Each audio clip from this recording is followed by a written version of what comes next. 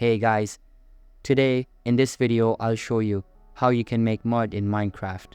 So keep watching till the very end. And let's get started. First of all, open the Minecraft game and make sure it is updated. After that, open your target world and you will be redirected to this type of interface.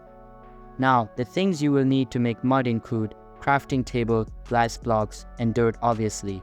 Once you have got all of the material, right-click on the crafting table and place the glass blocks like this.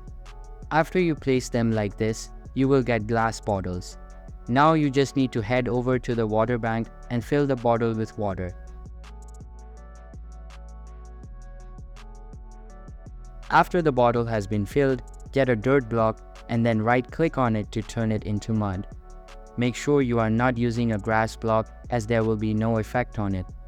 Simply break a grass block, collect it and place it back, and it will be converted into dirt. After that, use the water bottle and you are good to go. So that's basically how you can make mud in Minecraft. So that's all for this video. If you find this helpful, consider subscribing and giving this a big thumbs up. And I'll catch you in the next one. Thanks.